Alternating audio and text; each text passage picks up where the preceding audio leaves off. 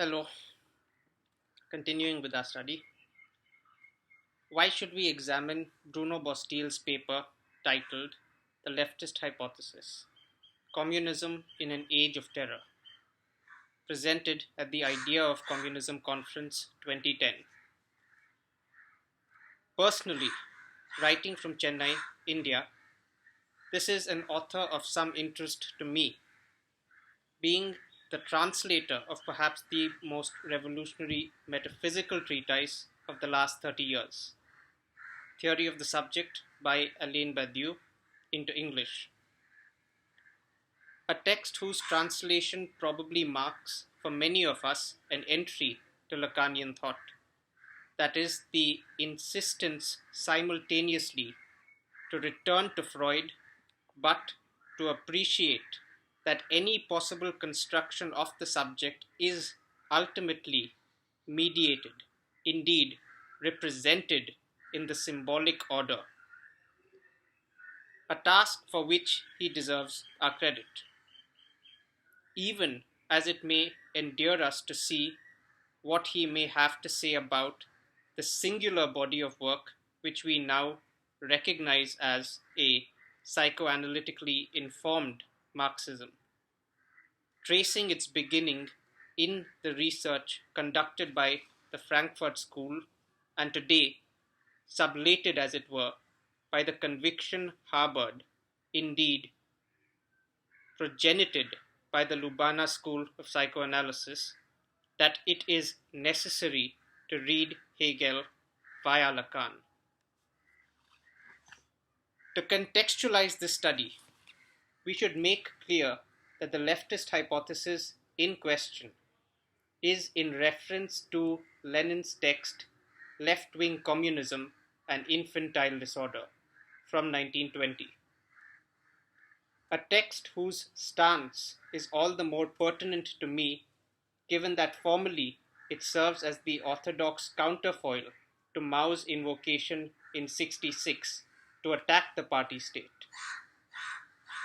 I had previously attempted to situate the impact of this cultural revolution via an appraisal of Alessandro Russo's paper, Did the Cultural Revolution End Communism? A paper which takes up the impact which the events in China that are spoken of in that name were to have in France, Italy in the early 670s,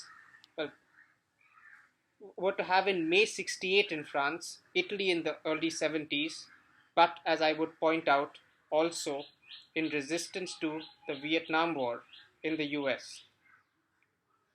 I would guide any readers or onlookers to that presentation were they to wish to familiarize themselves with the issue or would like a recap.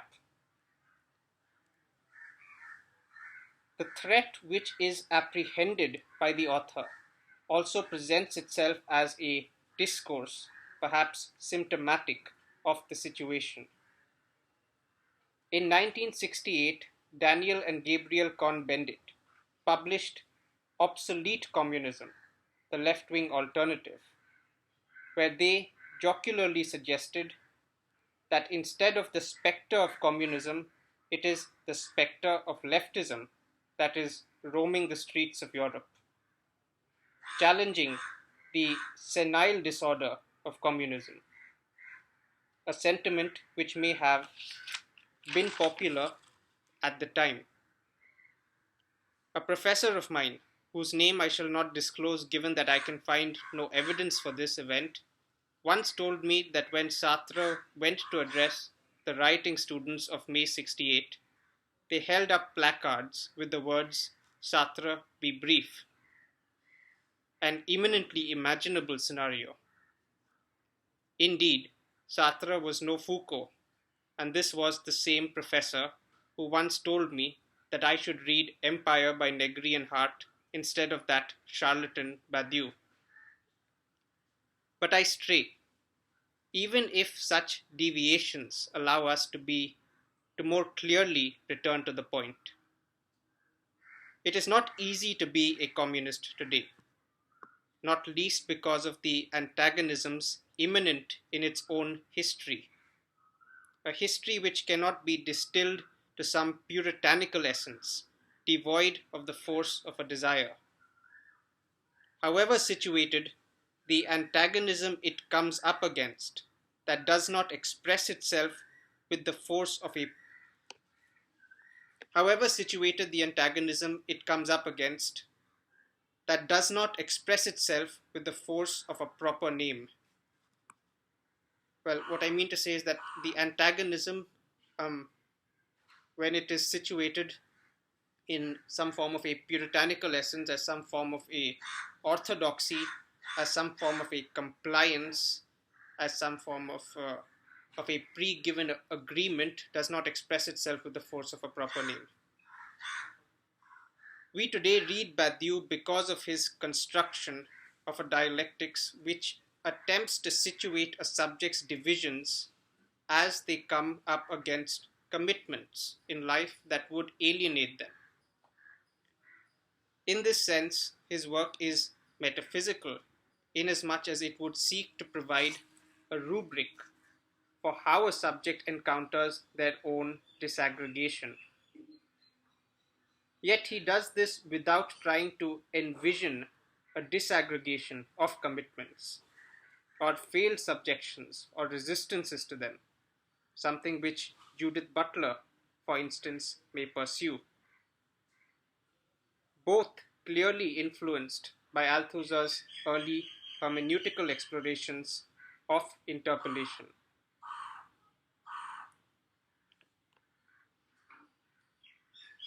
The author notices the homology, if I may, between the schema and the Maoist maxim of one dividing into two. Yet emphasis as per the theme of the conference remains an attempt to think how it may be possible to strengthen that which is common in communism, rather than take away from it. Indeed, this is the effort made in this paper, which asks after the possibility of separating the communist hypothesis from the history and theory of leftism. A fascinating, even if seemingly paradoxical proposition, as some may say that it was this history which produced it. The question which is really being raised is simply whether there can be a conceptualization of the communist hypothesis which is not determined by its history. A reinvention, as it were, as Badiou may have put it. The author endeavors to question, given the acknowledgement of a death of communism, upon the collapse of the Berlin Wall, the possibility to once again speak as we. This we, however, crucially, would require not to be a prisoner of likes and dislikes, or to any militarized ideal of us and them. There has been a tendency, particularly since the advent of the movement arising out of France, recognized by American academia as post-structuralism, to mourn something akin to a death of the subject. The prime anxiety, nay the existential dread, which symptomatic of this condition, is the inquiry, what is a we that is not subject to the ideals of an I? A we that does not pretend to be a subject. This would be a situation that communism has to come to terms with. This position is one which faces up to not merely a philosophical dread, but is usually targeted in the mainstream press as ultra-leftism, or is caricaturized as fodder for journalists to pitch against its mirror image, the extreme right, to be rejected all the same. This is, of course, complemented by usually violent repression at the hands of the police and military state apparatus. Also cited by the author, to say nothing of the abnegation of duties often explicitly flouted by those in office. I would also commend Professor Bruno Bosteels for identifying and stating as early as 2010 a destructive rhetoric of whose example we have presented, an allegation against leftism, as it were, that produces a chain effect similar to the lingering accusation of logocentrism in the project explicitly identifying itself with the destruction of metaphysics, from Nietzsche to Heidegger to Derrida. In a remarkable comparison, the author quotes from The Century by Badiou, which echoes this sentiment of antagonism 85 years after the original text by Lenin, raising the issue of a crisis of organization, even as it took a position in favor of the party, a position which was not sustainable through the Cultural Revolution. Let me repeat this paragraph. In a remarkable comparison, the author quotes from The Century by Badiou, which echoes this sentiment of antagonism 85 years after the original text by Lenin, raising the issue of a crisis of organization, even as it took a position in favor of the party, a position which was not sustainable through the Cultural Revolution. The use of rhetoric, that is, the deployment of a debate in which one does not have a stake, to elicit a charge from the other, merely to pitch it against a competing position, is the ploy. An example of this essentializing rhetoric is presented from Badiou's book. Quote, "This is what allows these destroyers to destroy each other reciprocally. For example, Heidegger regarding Nietzsche with as much lucidity and rigor as bad faith and misconstruction as the last metaphysician, the last Platonist." End of quote. An abnegation of crucial differences in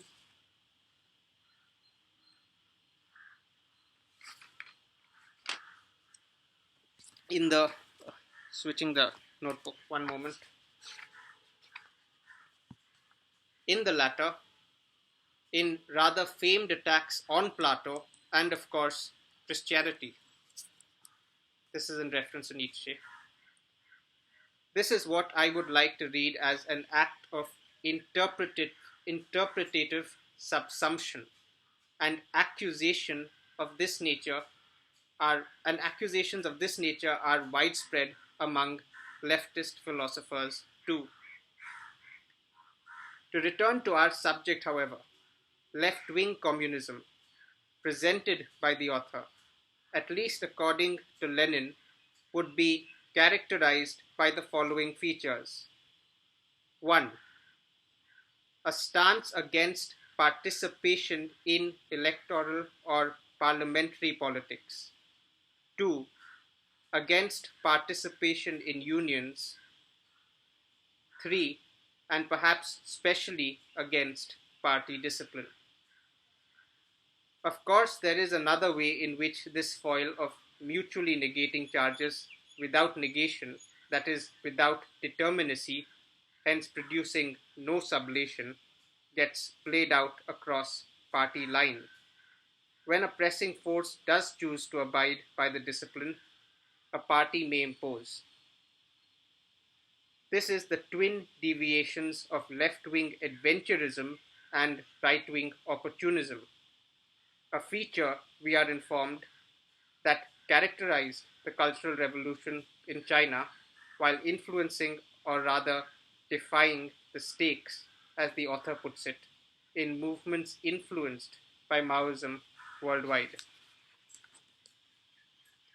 It would be heedful, however, for a historically informed critic here to remind the reader that even in Marx's own lifetime, Max Stirner was already accused of adventurism, and even parliamentary parties today of the bourgeois kind can be sublimely opportunistic in how they conduct their affairs. In quoting Mao on practice, we are introduced to, however, the expression of an antagonism, yes, between those who regard their fantasies as truth against those who strain to realize in the present an ideal which can only be realized in the future. However, added to this, we find, quote, they alienate themselves from the current practice of the majority of the people and from the realities of the day, and show themselves as adventurous in their actions. End of quote. The assumption here is that the activities of the majority, such at such a historical moment, is unalienated.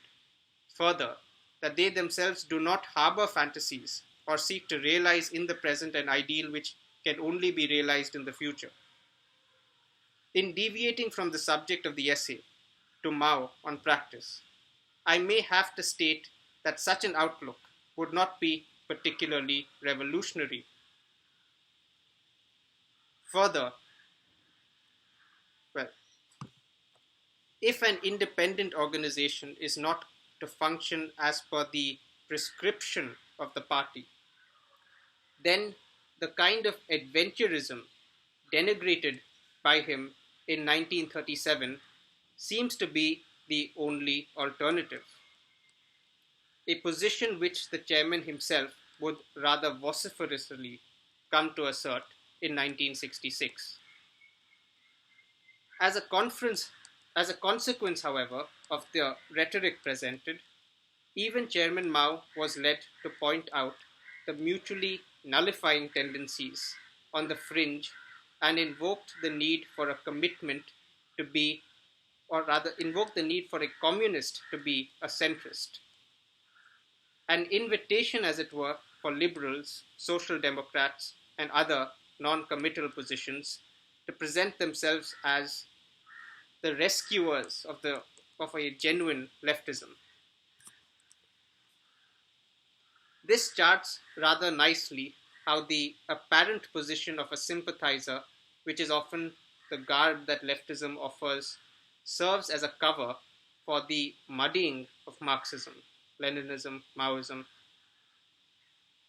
To quote Lenin from left-wing communism, the surest way of discrediting and damaging a new political and not only political idea is to reduce it to the absurdity on the plea of defending it.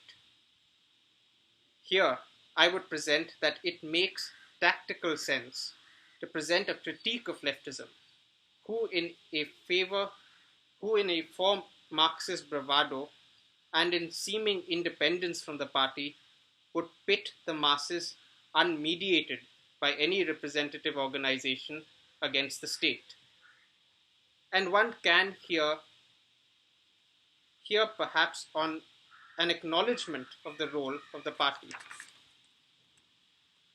What this disavowed representation does, however, is flatten out any genuine dialectical analysis by leveling it into the same old story of masses against the state.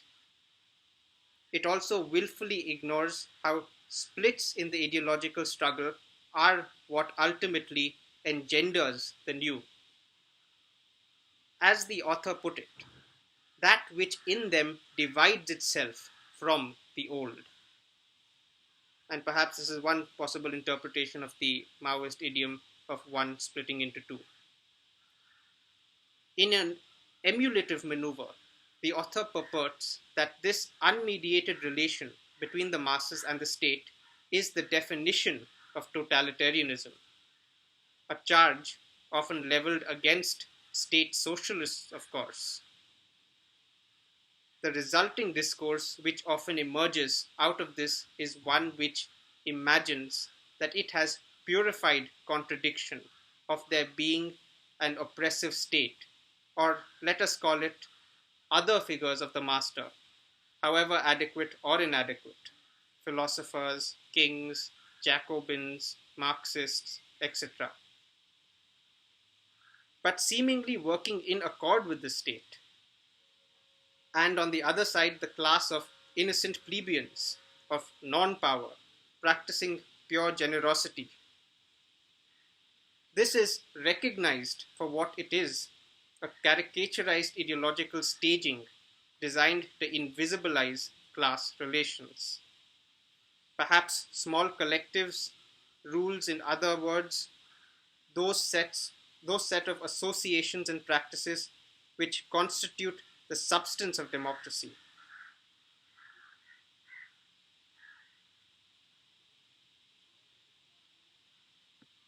Let me repeat this. This is recognized for what it is, a caricaturized ideological staging designed to invisibilize class relations, perhaps small collectives, rules, in other words, those set of associations and practices which constitute the substance of democracy.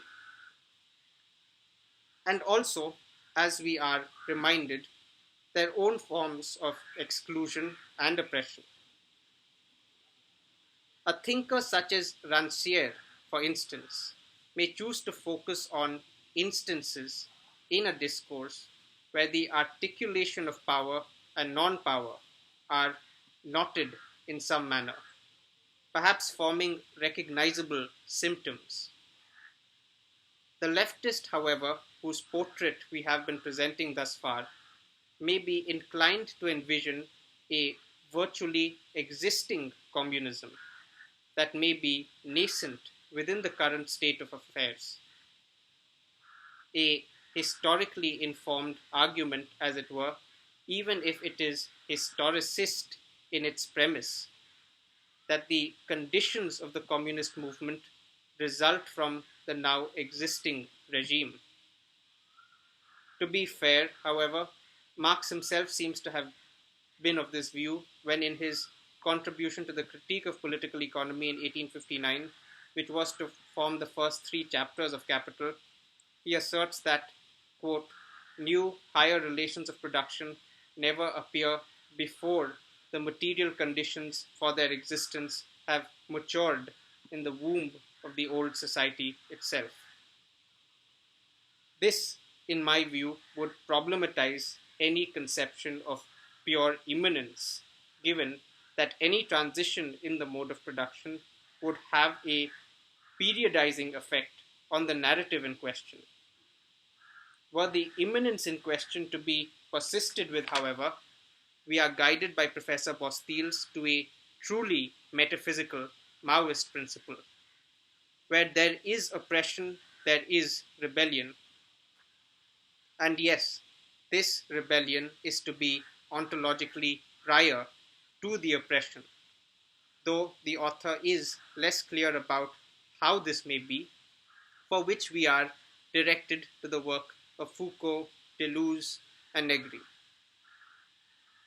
The primacy of resistance here is emphasized in its creative capacity, even.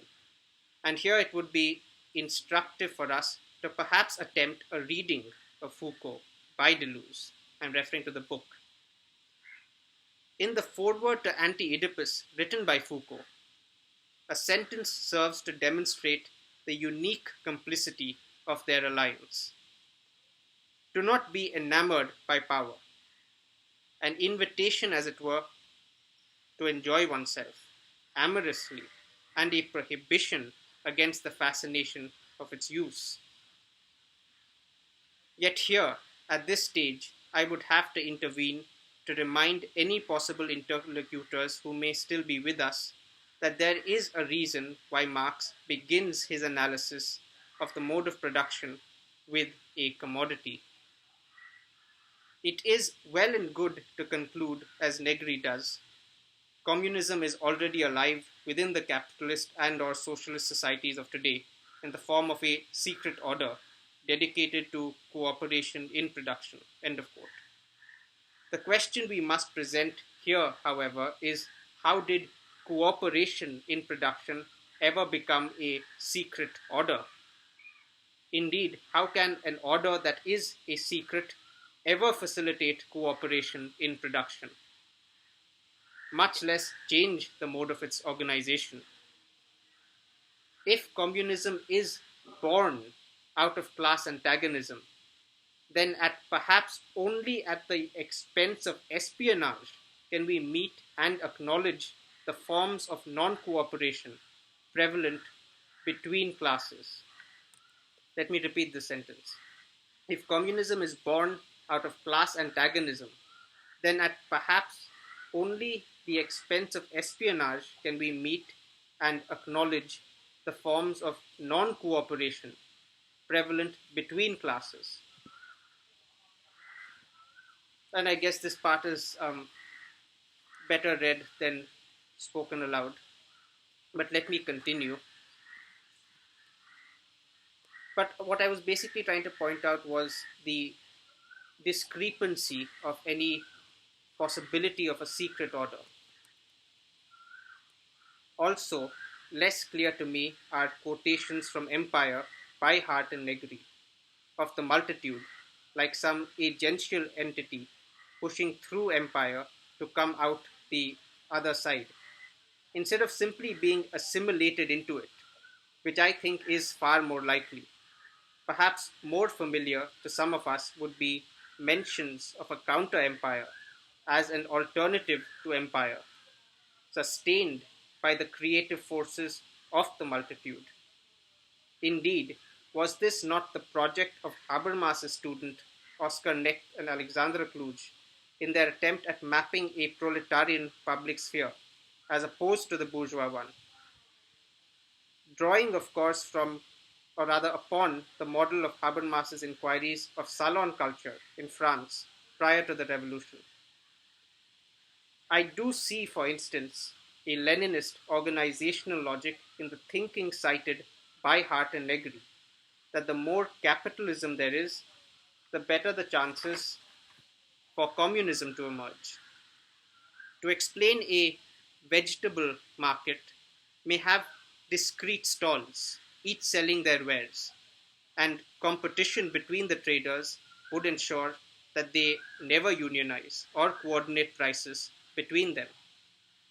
This changes dramatically in a supermarket, which purchases in bulk and often does sell fruits cheaper, often with better refrigeration.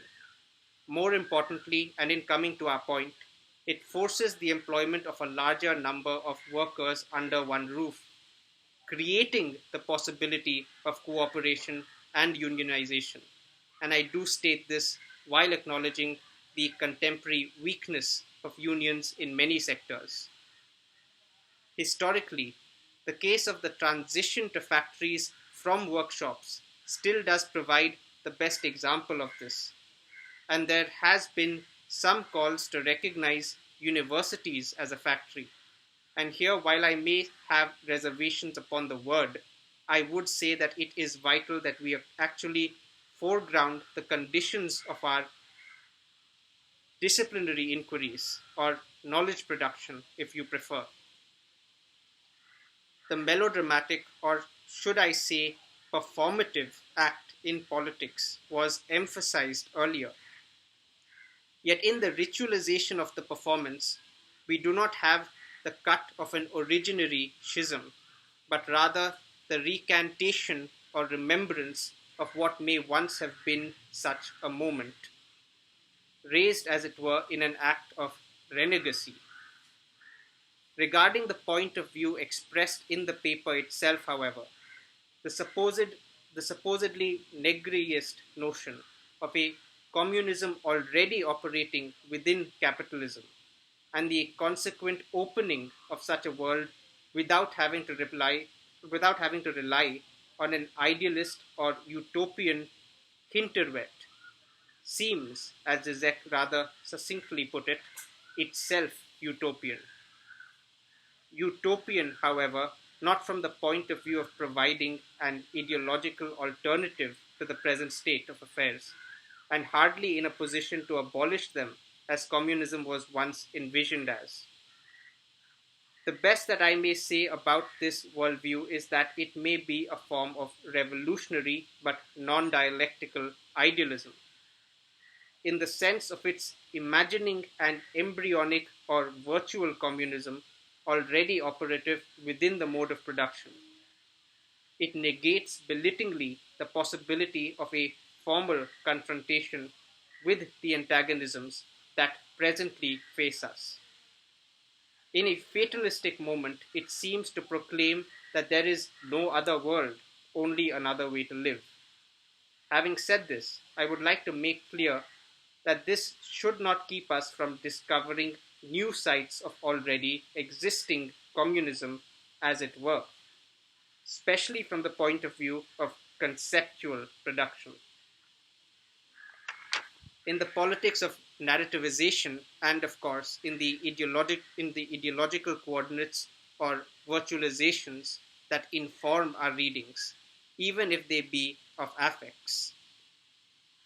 Bosteels does seem to identify the theoretical danger that we are entertaining of taking Marxism, stripping it of class struggle, the dictatorship of the proletariat, and revolution in a bid to raise communism itself to the status of some Platonic or Kantian idea. Indeed, would Alain Badiou himself not be partly guilty of this charge when he calls for the separation of the communist hypothesis from both the party form of politics and from the figure of the state? The question regarding the relation of communism to the state is an important one, and here there seems to be an informed and strong logic presented by Badiou when he writes that, quote, "We declare that socialist or not, and though invariably needed for the intelligibility of action, the state guarantees nothing with regard to the subjective effectuation of communism." This delinking of the communist hypothesis from the state would mean that we now would not recognize socialism as an intermediary step, lest this act of transition ossifies into a state form itself. Socialism would then be a name for an obscure arsenal of new conditions in which the capitalism-communism contradiction becomes somewhat clarified. Badiou. In a rather important quote, we are pointed to the fact that in order for this not to be the case, we would have to believe that the socialist state is an exception, and an exception is capable of an algorithm of its own withering away. It would hence correspond in a communist topology to the category of structure and obstacle.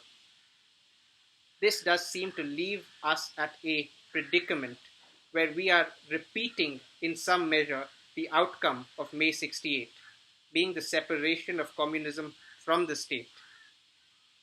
What is peculiar about it, however, is that the author appears to be sympathetic to the Leninist critique of left-wing communism earlier in the essay. The question of the exteriority of the organization remains a pertinent theme which we return to. Alvaro Garcia Linera, former vice president of Bolivia, in his writing, seeks to use the category of the plebeian to bypass the figure of the proletariat modeled on workers in a factory. Perhaps a conceptual maneuver not unlike Mao's assimilation of the peasantry as a revolutionary class as opposed to the industrial proletariat. Bosteels does well to spot, however, that the term plebeian actually appears in the Spanish translation of Lenin's pamphlet on left-wing communism. In essence, however, what we gather from these examples is that the plebeians, the lumpen proletariat, the quote-unquote independent organizations, whatever you may wish to call this, consistently sidestep the question of the principle of representation.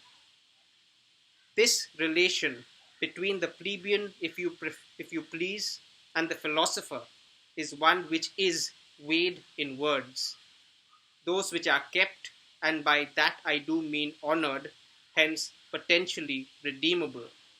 Not unlike a coupon that you may exchange for a snack, Yet crucially, unlike a coupon, th- that whose exchange value is not yet fixed, punched, or tied, as it were, to the value of a commodity. This is what the transmissibility of human experience still resists. Funnily enough, Bosteels does choose to bring our notice to this, citing the example of Garcia Linera himself, whose 2005 electoral campaign had monikers such as "he who knows" or "he who clarifies things," an intellectual who senses the uneasiness of this bond, or gap as it were, between himself and the plebes, and pokes fun at this image, uneasy too, for in representing them he seeks acceptance into the hydra-headed apparatus of the state. The alternative to this dilemma of representation is, of course, that sublimely philosophical invocation of immanence, potentia linera, potenza legri, or simply the English word potency, though potential is more polite. Bruno Bosteels, however, does acquaint us with another sense in this word in its verb form, potentiar, to empower or potentialize. Yet this is not a blind gaze into an anticipated future, or rather, not merely this. Any sight is informed by that which is latent, perhaps unfinished in an existing state of affairs. The other side of potentiar, however, is that the plebeians, in their moment as labor, will never oppose capital from some sight of pure exteriority. Their potential, particularly their organizational potential, already lies within capital, which is perhaps why Althusser once described philosophy as class struggle in the realm of theory. A matrix, as it were, which is open, indeed live, among the class conflicts or counter finalities inherent in capitalism and in relations subservient to it. Indeed, regarding the relation of communism as the potential which remains hidden, latent in capital, and the leftists we seem to be assessing whether this non relation, as it were, corresponds to the figure of rabble or intimate enemy. The communist invariant, however, is that which is not an invariant. This platitude is what we realize in the expression which the forementioned act of mediation results in. Rather, it is a movement or mobilization whose history is being written and expressed whenever we confront the privileges of property, hierarchy, and authority. In other words, this is a legacy of unsolved problems handed from one sequence to another. In this sense, it is the assessment of a failure in its historicity and of what is called a failure. The issue of embodiment, as in any responsible and liberatory discourse, is reiterated here, a question which will be answered for seemingly with or without the mediation of a party. This is perhaps why the way this embodiment is to take place, this is why perhaps the way this embodiment is to take place is important, an issue which is never reducible to mere contingency. When it can be addressed fairly, we will find among those assembled their doubts and disagreements, which is also why the form of its presentation is vital. And here I must acknowledge, along with the author, the effort and organizational know how that put together the conference which produced these papers. Among the collectivities we have been referring to, the party, independent organizations, associations of workers and students, and yes, even the plebeians amongst whom we may never entirely exclude philosophers, it seems we witness efforts at enunciating the mediations necessary between the state in whatever form and moments of proletarian resistance, which seek to alter that which is given. In appraising the form of the party in its adequacy for the task, what the author emphasizes, following Badiou, is not the vanguardist aspect as much as the anticipatory aspect of an unbound multiplicity of consciousness, a delimitation of class in the face of historical necessities. In this sense, open to formal reinventions, new practices, and I would add, indeed, their complementarities. Narratives, I shall maintain, remain instructive, vitally so, as do the tendencies embodied by those they are about. Linera, for instance, in jail, sings the cry of the abolition of the state and its parliamentary apparatus. Casts aside this negriism and autonomia in favor of a Hegelian apologetics once vice president. While such steps on behalf of an individual may be called or proclaimed opportunistic, we would do well to remember that the ideal of the Cultural Revolution may indeed be an invariant, which even a moderate social democrat, as seen today in Jean Jacques Rousseau, would attest to.